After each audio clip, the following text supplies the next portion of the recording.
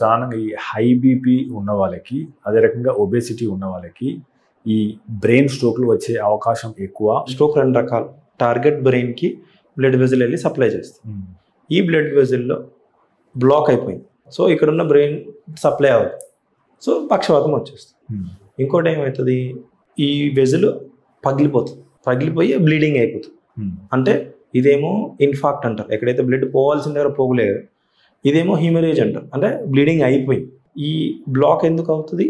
Because of fat content, cholesterol content, lipid, మీరు ఏ పేరైనా చెప్పండి, అది ఉండడం వల్ల.